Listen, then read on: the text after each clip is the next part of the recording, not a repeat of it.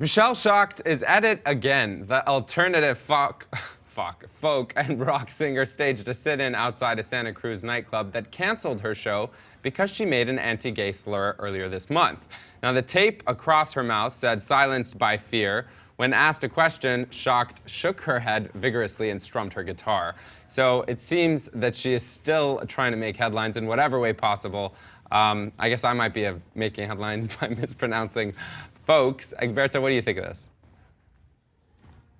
It's interesting that it turns out that she went to the same school that I went to, the University of Texas, and not only that, but was apparently there when I was there. But I tell you, I think one of the reasons she came out with that is that, you know, she turned into a religious ideologue. But I think deep inside, she has always been known as sort of a bisexual, lesbian type lady.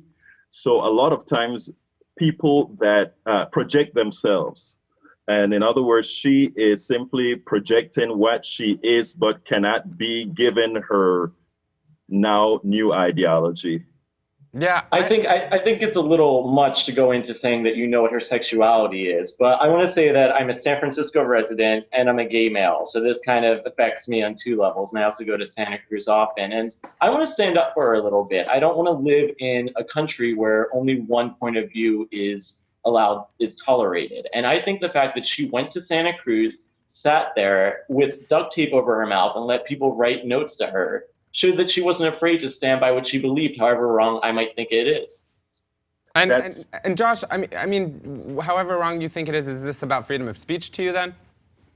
It is about freedom of speech. I think that, like I said, I don't want to live in a country where only one point of view gets out, however wrong the other side might be.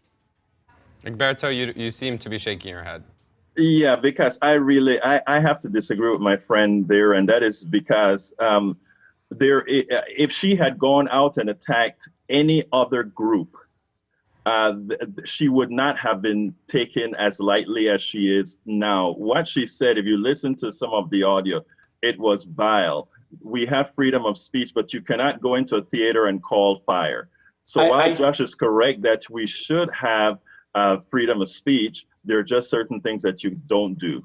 I appreciate so much where you're coming from, because that's such a huge issue being a gay male. It's like, oh, how do you get away with having Chick-fil-A, having all these bans and stuff? But the things that you do have artists go out there and say stuff. I went to a concert once, I remember, where a white man got up there and said that everybody's someone else's N-word. You know, as an artist, you're kind of held to, I think, a different standard than you are if you're a politician or something like that. And for what she did, I don't agree with it, and I don't want it to lead to like more hatred and for that to be accepted in society, but I don't think she should be censored from saying. Blake, where do you fall on this?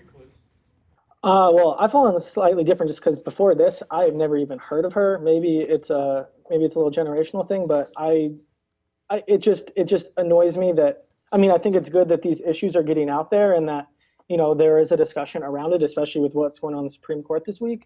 But it feels like it's just a kind of media savvy move to try to get more attention and get back into the limelight. And that's what I don't appreciate about situations like these. Josh, do you see that as part of it? Oh, that she's trying to get media attention and money? Yeah, and that's perhaps what's really motivating it.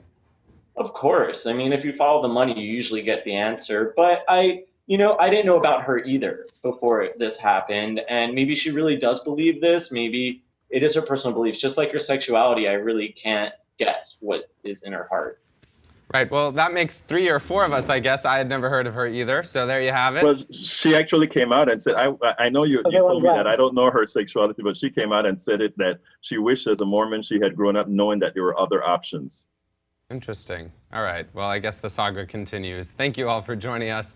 Up next, the moving story about kids in Calcutta, in a Calcutta slum, fighting to bring potable water in their village and for gender equality. Stay tuned.